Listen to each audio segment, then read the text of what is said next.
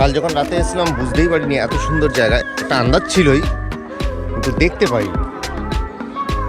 এখন দেখুন কত সুন্দর জায়গায় আমরা রয়েছি, মানে এই জায়গা বলা হয় তো ফুলের রাজ্য, আমরা ফুলের রাজ্যের মধ্যেই রয়েছি। যেদিকে তাকাবেন শুধু রং বেরঙের ফুল। এই হচ্ছে বাড়িটা, ছবির মতো সাজানো। এটা ওনার পার্সোনাল ইউজে, বাইরের লোকরা অ্যালাউড না, আমাদের কালকে থাকতে দিয়েছেন। ছোট্ট একটা বাংলো বাড়ি।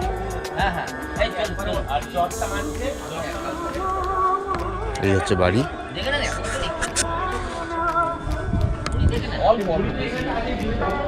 চারদিকে ফুলে একদম সাজানো, মনে হচ্ছে আমরা ফুলের রাজ্যেই রয়েছি।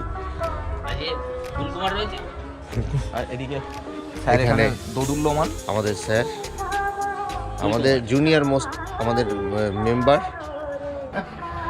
আর এই হচ্ছে আমাদের এন্ট্রান্স, এটা আমাদের এন্ট্রান্স। আমাদের মেম্বাররা সব রেডি হচ্ছি। এখানে একটা কিচেন, যেখানে আমরা কাল রাতে রান্নাও করেছি নিজেরা।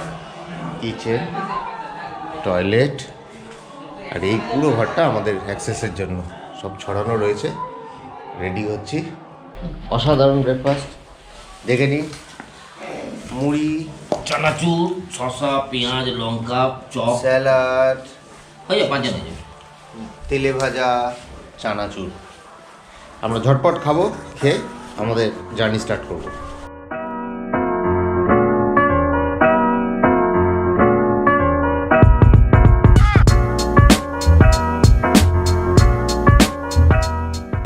ঘড়িতে বাজে 10টা 13।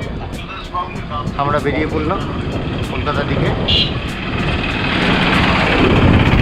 আমাদের টার্গেট ঠিক না, এক্সপেকটেশন হচ্ছে 5টা থেকে 5:30টার মধ্যে পৌঁছানো। আচ্ছা, আমাদের বাঁদিকে হচ্ছে মেদিনীপুর ক্যানেল, এইটা দামোদর আর রূপনারায়ণের মধ্যে কানেক্টেড, সংযোগ করেছে এই বাঁদিকে। রাস্তা যেতে যেতে এক জায়গায় দেখলাম গুড় তৈরি হচ্ছে। শীত এখন যাচ্ছে প্রায়, কিন্তু তাও এখন দেখুন এখানে গুড় তৈরি হচ্ছে, এখানে জাল দেওয়া হচ্ছে গুড়। কি গুড় দাদা এটা? খেজুর গুড়, মানে খেজুরের রস, এখান থেকে জাল দিয়ে গুড় তৈরি হবে। এইটা এখন গুড়ে পরিণত হচ্ছে কত সময় নেবে? মিনিমাম 3-4 ঘন্টা লাগিয়ে যাবে। 3-4 ঘন্টাতে এরকমভাবে জাল দিতে হবে, ওপরে ওই ফেনাগুলো কাটিয়ে দিতে হবে। হ্যাঁ, এখন দাঁড়িয়ে তো আমরা এই নিচে পড়ে গেলাম। ডান দিকে গেলে কলকাতা, বাঁ দিকে গেলে কোলাঘাট। চলে এলাম চায়ের দোকানে। এখান থেকে সবই বাড়ি যাবে।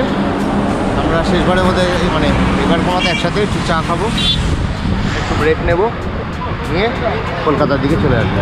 এখন বাজে ঘড়িতে 11টা 7, ঠিক 1 ঘন্টা আমরা রাইড করলাম। সৌভিক ওখান থেকে বাড়ি গেল, আমরা এবার কলকাতার দিকে দুজনে। এখন বাজে 11টা 25। দেখা যাক কতক্ষণ লাগে। একটা তো ব্রেক নেবো, একটা দুটো ব্রেক নেবো রাস্তায়।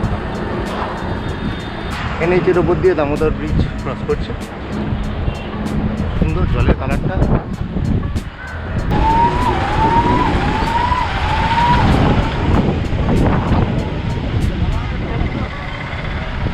আমরা ঘন্টা 2-এর মধ্যে আশা করি আমরা লঞ্চে থাকবো, মানে পার হওয়ার জন্য, গঙ্গা পার হওয়ার জন্য লঞ্চে। আর ঘন্টা 2-এর মধ্যে লঞ্চ ঘাটে পৌঁছে যাবো, খুব ম্যাক্সিমাম, বেশি করেই করবো। এবার উলুবেড়িয়া ভেতর দিয়ে ফেরিঘাটের দিকে এসে গেছি। সামনে বোট দেখা যাচ্ছে, উলুবেড়িয়া ফেরিঘাট। সোজা রাস্তাটা চলে যাচ্ছে 58 গেট হয়ে কাদিগাড়া। আমরা বাঁ দিকে চলি। আমাদের কাছে যেতে যেতে এক বন্ধুর সাথে দেখা হলো, উনিও এখানকারই থাকেন। উনিও আমাদের চ্যানেলে নতুন সাবস্ক্রাইবার হতে চলেছেন। তো দাদার সাথে দেখা হয়ে ভালো লাগলো। ঠিক আছে, আপনাদের সাথেও দেখা হয় আমার। বেশ কথা, ঠিক আছে, ভালো থাকবেন দাদা। ঠিক আছে, টাটা টাটা। তা লঞ্চ ছাড়বে, দেখি আমরা ধরতে পারি কি না।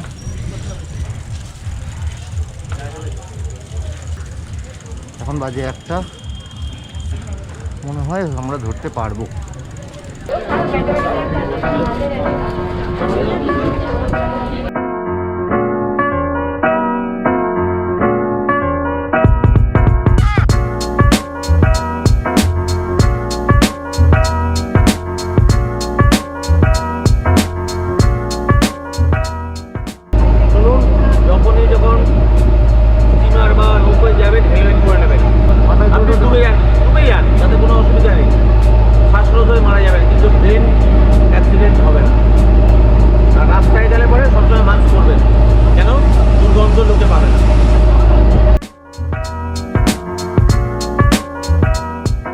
এখানে সিএসসির ফ্যাক্টরি আছে, তো তার জন্য যেটা আমি আসার সময় দেখলাম, তো সেখান থেকে যে ছাইটা বের হয়, এই ছাইগুলো এই বার্ডগুলোতে লোড হয়ে বাংলাদেশকে, এগুলো যতগুলো দেখছি সব বাংলাদেশের বার্ড। ঢাকা, বরিশাল, নাম লেখা আছে, ঢাকা, বরিশাল, ভৈরব। আমরা আশিপুর ঘাট থেকে বজবজের দিকে যাচ্ছি। নেক্সট অফিস হচ্ছে আমাদের বাটানগরে ওখানে আমরা লাঞ্চ করবো, করে ওখান থেকে আমি একাশোর রাইড করবো বাড়িও। হ্যাঁ, 2:20 বাজে। এই স্টেজটা বেশ বিরক্তিকর, ভালো লাগে। উনি হচ্ছেন বিদ্যুৎ ব্রহ্ম, ওনার সাথে আমাদের রাস্তায় আলাপ হলো। উনি হচ্ছেন 1985-এ 26 মে মাসে আমরা বেরিয়েছিলাম express club of India government club থেকে। রাস্তায় রেস্ট নিচ্ছিলাম, উনি নিজেই এসে আমাদের সাথে আলাপ করলেন, আমাদের নাম্বার বিনিময় হলো। তো একটা সাইকেলিস্টকে বুঝতে পারে, কিন্তু একটা সাইকেলিস্ট আমজনতা সকলকে বুঝতে পারে। হ্যাঁ, সে সকলকে বোঝবার জন্যই কিন্তু তারা বেরোয়।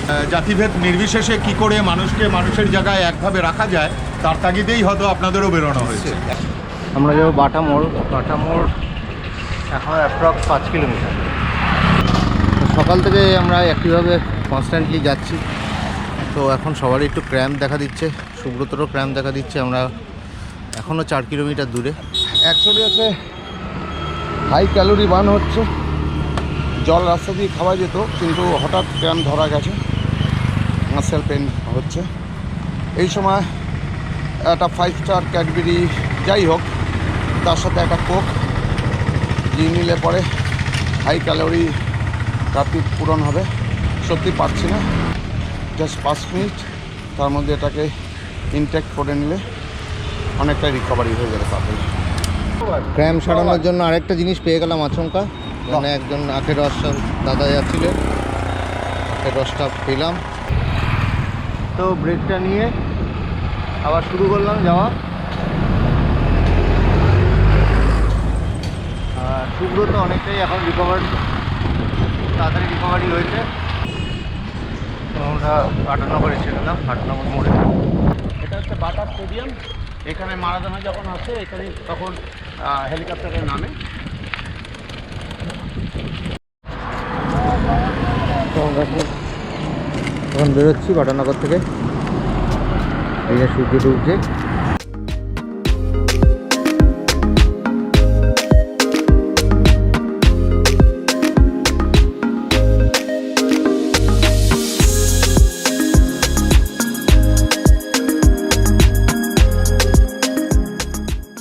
দুর্দান্ত ট্রিপ হলো, 1 নাইট ট্রিপ। মন ভরে গেছে শুধু ফুল আর আনন্দেতে। যেমন অল্প সাইক্লিং ছিল, তাতে যেমন মজা লেগেছে, তেমনি মজা লেগেছে এখানকার পরিবেশ এবং এখানকার মানুষজনের। খুব আনন্দ পেলাম, আমি আবার আসার চেষ্টা করব। অসম্ভব সুন্দর লাগলো। তারপর যে এত আন্তরিকতার মধ্যে আপনার কালকে পর্যন্ত অজানা ছিলেন, আজকে পুরোপুরি একবারে মনে হচ্ছে দাদা, এবং দাদা তো আছেনই, এবং খুব ভালো লাগছে। আমাদের তো খুব ভালোই লাগছে। হ্যাঁ, আমার তো অবভিয়াসলি খুবই ভালো লেগেছে। এত দূর থেকে দুজন সাইকেলে করে আর একজন ট্রেনে করে এসেছেন, সবার শরীর সুস্থ, এটা সবচেয়ে বড় ব্যাপার। মানে এরা আজকে দুজন ফিরবেন সাইকেল নিয়ে অনেকটা দূর এখনো, তো অবভিয়াসলি খুব ভালো হবে। অবশ্যই আমি যখন টিম রেড পান্ডার সাথে যুক্ত হয়েছি, আমি চাই এই টিম রেড পান্ডার যে ব্লগটা বেরাবে আপনারা সবাই ফলো করবেন, লাইক করবেন, শেয়ার করবেন, কমেন্টস করবেন যে আপনারাও এরকম ইন্টারেস্টেড আছেন কি না। তাহলে রেড পান্ডার সাথে যোগাযোগ করবেন, অবশ্যই আমরা আপনাদের সাথে থাকবো।